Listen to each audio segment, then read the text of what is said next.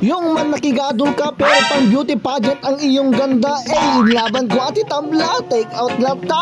Quality, take out is the best. One day, isang araw, kinuha nga pala nila ako na magninong ay ninang pala, o diba? Ang beautiness ko talaga, o isa lang na pa ideta. Ni ape kasta. Ay, ilad nga mag-aramid mo, George. Kinuha ko na nga rin pala yung pinakamapuskol kong medyas, tapos yung fully paid kong sapatos na Nike ng alani, kasla na lang nga talaga si Rena. Lingiit na. Naggarampang kasi ka. Ganito pala yung plaster ko kapag nagme-medyas kasi malaki lang masyado yung buksit ko, hindi ko na maipit. Diyos mio. Tapos, syempre, bago pa lang itong sapatos ko, inangot ko, diba? Refreshing ko na. Refreshing. Nakakabang-ar pala sa Rick na yung amoy ng brand new na bra sapatos pala, tapos fully paid pa. At sa part na to, inayos ko muna yung sarili ko para presentable naman pag nag-take out ako ng igado. Wala sila dangarang talagtabong, George. Nagpulbos muna ako ng kaunti para naman ma-maintain yung aking beauty, diba? Kabogera. Kumuha na nga rin pala ako ng pics at naglagay ako sa aking hair. Nagmadigamin no kanog, tatangar kaslati kukwak no kuwag, tangar-tangar nila. Sa bali man timatantanabtab mo, George, bakla ka, ngagtangar dayta. At habang nag-aayos ako, ay shout out tayo muna tayo. Mega love shout out kay Joshua na crush ko talaga.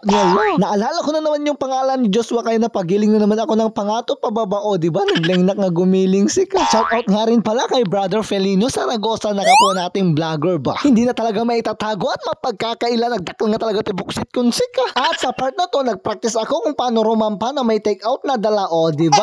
Jay Kanugayam, pang beauty pageant nga talaga si Kaunela. Becky ka nga talaga positive. Naghanap nga rin pala ako ng aking handkerchief para may pampunas ako sa aking lips. Si Joshua kasi mahilig pumutok sa bibig niya. Huy, tinadamatan tanabtab mo, George. Ibagam, pagpunas mo itinalanit. Inyalakit dinin. Pagkatapos kong maghanap ng panyo ay inayos ko ulit yung buhok ko. Ang gulo-gulo kasi parang buhay mo. Niuluhuy. At syempre, sapatos check muna tayo. Tignan nga natin kung ang ganit nga agpaiso.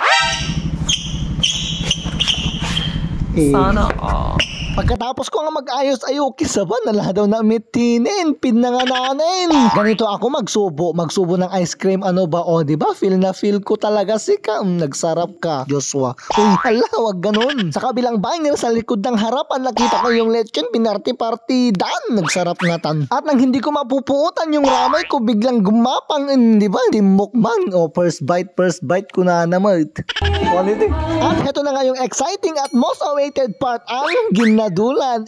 Nakalabay nakditan, diba? Nagpaspas na. Basta kastahan kay papaudin no kwa. Siyempre, i-flex din natin ang ating kito na sobrang gwapo ang kanyang Bado Arellano kunana, diba? Hindi lang Bado tinagwapo no kwa. Alahaan. Nandito nga rin pala yung kasama nating Lady Guard dati, si Ma'am Cindico, nagninang pala siya kagaya ko. Kaya kumare na kami for today's video. Meron nga rin pala silang binigay na souvenir ni Nang Rico kunana diba? Nagdakal no kwa, smile ko nga part. At mega love shout out nga rin pala kay JV Tagkid from Santa Lina Luna, Apayao, Pilipinas kong mahal. Wala, na videoan nga artista nila dadawat igito yung take outers mga best, diba? Aging tatakkob da pa iti faces da. At syempre, hindi tayo papahuli. Sino ba naman ako para papatalo in rampak pa'y Take out is the best.